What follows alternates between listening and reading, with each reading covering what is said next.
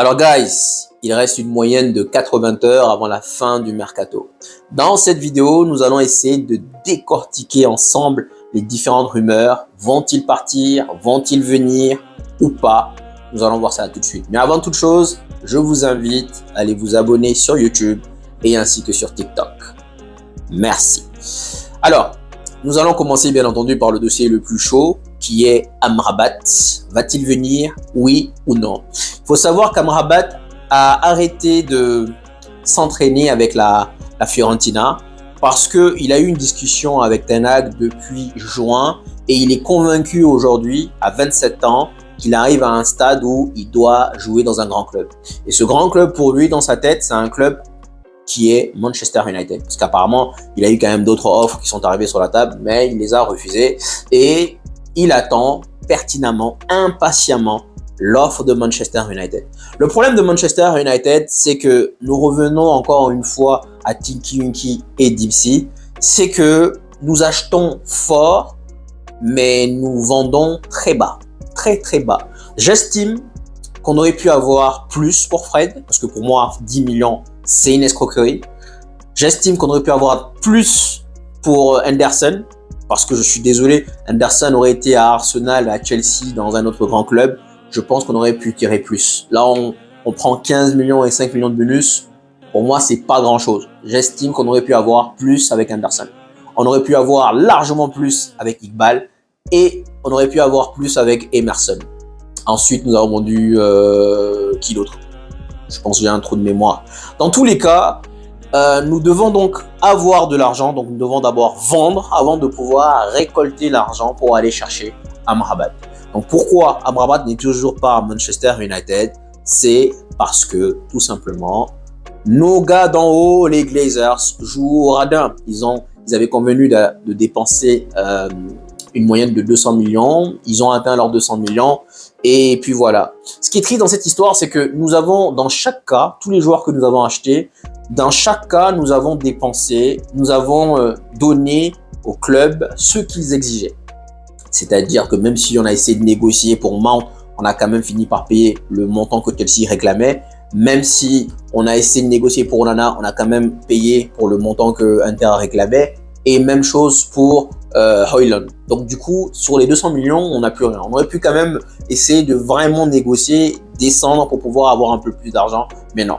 Mais même dans ce cas, il faut quand même savoir vendre. Parce que quand tu vends Fred à 10 millions et que tu vends Henderson à 15 millions, pour moi, c'est peu cher payé. Donc là, normalement, on va vendre un Anglais. Rappelons-le que c'est un Anglais. Et normalement, on vous dit toujours, on a vu avec Maguire que les Anglais coûtent excessivement cher. Mais là, quand c'est Manchester United qui vend, on le vend à 15 millions. On le brade littéralement. Donc là, non seulement on va aller, on a reçu 15 millions, mais directement on va aller mettre 7 millions pour le joueur, donc le gardien de Fenerbahçe. Donc Altay, je crois, si je m'abuse. Alors, qu'est-ce que vous en dites? Donc là, on n'a pas suffisamment d'argent. Et Langa aussi, on l'a vendu 15 millions. Pour moi, tous ces transferts-là, on aurait pu avoir beaucoup plus. Je prends encore une fois l'exemple de Chelsea, qui, avec deux joueurs, Havertz et Mount, à qui chacun d'entre eux, il leur restait un an de contrat, ils ont récolté 145 millions. Incroyable. Incroyable. Et nous, on est là à brader nos joueurs. Donc, sur une échelle, sur une note de 1 à 10, est-ce que Amrabat va venir? Je pense que oui. Je pense que s'il a arrêté de jouer avec la Fiorentina, c'est que quelque part, il a reçu la confirmation que Manchester United allait l'acheter. Maintenant qu'on a récupéré un peu d'argent sur Elanga, sur Henderson, sur Fred, je pense que les 25 millions que la Fiorentina exige, c'est pas beaucoup, qu'on se le dise. Je pense qu'on va pouvoir trouver un moyen d'acheter Amrabat. Dans le pire des cas, je pense qu'on va se débrouiller et de faire en sorte qu'on va le prêter, un peu comme le PSG a fait Gonzalo Ramos, c'est-à-dire que là, ils l'ont pas acheté, mais ils l'ont prêté avec obligation d'achat l'année prochaine. Donc, dans le pire des cas, je pense qu'on va arriver à cet aboutissement-là et je pense que donc vendredi soir, à la fin du mercato, Amrabat sera un joueur de Manchester United. Je peux également me tromper, mais sur une note de 1 à 10, je voudrais 7 sur 10 qu'Amrabat soit un joueur de Manchester United vendredi soir. Passons sur le cas Van de Beek. Alors, Van de Beek, ça se négocie depuis quelques jours avec la Real Sociedad. Maintenant, le point d'interrogation, c'est la condition physique de Van de Beek. Rappelons qu'il n'a pas joué, quasiment pas joué pendant 3 ans. Ensuite, quand il a commencé à jouer l'année dernière, il s'est blessé encore pendant 6 mois. Donc, on parle d'un prêt à la base, mais puisque dans le prêt, c'est la Real Sociedad qui doit prendre en charge le salaire de Van de Beek, c'est la raison pour laquelle, à l'heure actuelle, ça coince. Va-t-il partir? Je vous dirais non. Je pense que Van de Beek sera un joueur de Manchester United vendredi soir. Passons sur le cas McTominay. Alors, il y a eu une rumeur qui est sortie samedi ou dimanche, en tout cas de Bild, qui disait que Thomas Tuchel était très intéressé par McTominay et qu'il serait prêt quelque part à faire un échange entre McTominay et Gravenberch. D'habitude, je ne prends pas en compte les rumeurs de samedi et de dimanche, donc je pense que ça reste du spin. Je ne vois pas avec les milieux que Tuchel dispose à sa disposition au Bayern, je vois pas où est-ce que McTominay a sa place. Je considère que McTominay est un joueur limité. Beaucoup d'entre vous, vous l'aimez. Pour moi, il n'a pas sa place à Manchester United. Est-ce qu'il va aller au Bayern? Je doute fort. Donc, la rumeur qui nous dit que même si Gravenberch joue pas beaucoup, je pense que dans les deux cas, Gravenberch n'aura pas beaucoup de temps de jeu avec le Bayern et vice-versa, McTominay n'aura pas beaucoup de temps de jeu avec Manchester United. Donc bon, là on se dit autant fusionner, autant faire un échange qui va arranger tout le monde. Mais je doute sincèrement que le Bayern, Thomas Tuchel, avec tous les milieux qu'il a, je parle de Kimmich, avec Goretzka, tous ces 6-là, je ne vois pas pourquoi il va aller chercher McTominay. Donc pour moi, est-ce que McTominay sera encore un joueur de Manchester United à la fin de ce mercato? Je vous dirais oui. Donc on va garder Van de Beek, on va garder McTominay. Passons sur le cas Maguire. Alors, Maguire, il veut, dans mon jargon, ce qu'on appelle, il veut le beurre, l'argent du beurre et la fermière qui fait le beurre. C'est-à-dire que le mec, il est gourmand et il veut tout. À la base, Manchester United et West Ham se sont mis d'accord sur un montant, sur 30 millions d'euros. Et d'ailleurs, donc on allait lui donner 6, 7, 8 millions, je pense, pour qu'il puisse s'en aller. Monsieur a été gourmand, monsieur veut conserver son salaire. Et dans le cas où West Ham est incapable de lui donner le salaire qu'il exige, bon ben monsieur a décidé de faire capoter les choses. Maintenant, pourquoi je vous dis qu'il veut le beurre, l'argent du beurre et la fermière qui fait le beurre? C'est parce que dans le cas où il va en prêt, il n'y aura pas d'argent pour Manchester United. Donc, le gagnant dans cette histoire, c'est West Ham et lui. Parce que Manchester United n'aura pas d'argent qui va rentrer. Et puisque West Ham va lui donner 120 000 livres et que c'est un prêt, bah, certainement que Manchester United va devoir payer donc la différence. C'est-à-dire, il touche 200 000 livres à peu près par semaine, donc c'est-à-dire les 80 000 livres par semaine. Voici le plan d'Harry Maguire. Est-ce que ça va se faire? Franchement, je pense que oui. Enfin, j'espère que oui. J'espère que ça va se faire. Parce que je me dis avec sa balèze-tête, honnêtement, le voir sur le banc, pour moi, il prend une place sur un banc. Une place sur laquelle on devrait mettre un autre joueur. Donc j'espère que ça va se faire.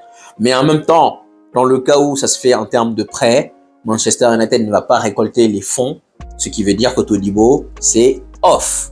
La seule voie pour laquelle nous allons chercher Todibo, c'est avec le départ de Maguire. Maintenant, on peut arriver à une issue où Maguire va aller en prêt, Manchester United donc va accepter de payer la différence, donc les 80 000 livres par semaine à Maguire, et faire la même chose que je disais tout à l'heure par rapport à Amrabat, c'est-à-dire proposer à Nice un prêt avec obligation d'achat l'année prochaine. C'est aussi une possibilité. Donc ça, pour moi, même si ça se fait, ça va se faire vraiment dans les dernières secondes du mercato. Genre, le mercato ferme, je pense, vendredi. Maguire va probablement partir dans le cas où ça se fait. Donc jeudi soir et vers 16h30, on va faire venir Todibo en prêt avec obligation d'achat. Je pense que Todibo et Amrabat peuvent venir en prêt, les deux, avec obligation d'achat. Mais Todibo ne viendra uniquement si Maguire s'en va. C'est comme ça que je vois les choses. Ensuite, est-ce que Fernandes va partir?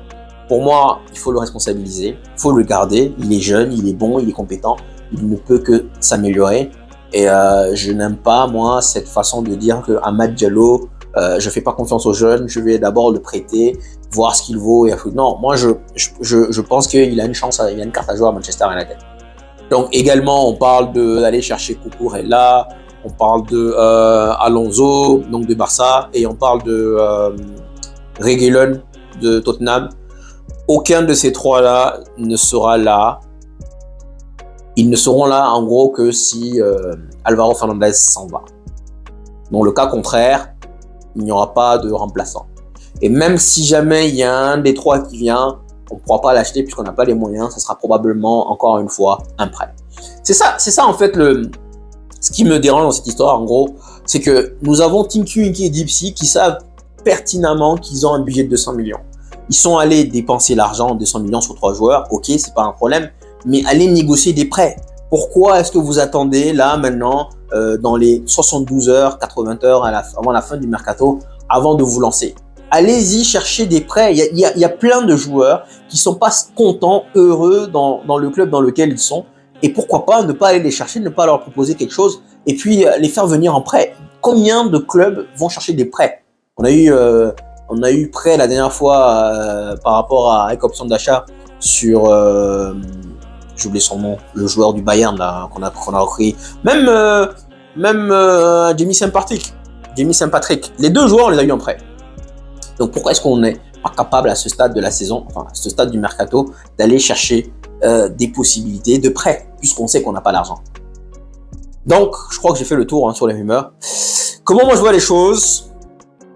Je pense qu'on n'aura pas le temps, parce que encore une fois, c'est Tinky Winky et Dipsy. Il y a aussi, la dernière rumeur, c'est l'attaquant du Brésil, là, de Santos. On demande que 20 millions. Lui, c'est une pépite, les gars. Je ne le connais pas, je ne l'ai pas vu jouer, mais j'ai vu ses stats. Il me fait penser à Agüero à l'époque. Ça, c'est une pépite. C'est une grosse pépite. Je les mettrai bien. Mais encore une fois, nos propriétaires sont les Glazers. Donc, pour moi, il n'y aura pas d'attaquant qui va arriver. Alors, comment moi je vois la fin du mercato? Je pense que donc, nous sommes mardi. Il n'y aura rien mardi, rien mercredi.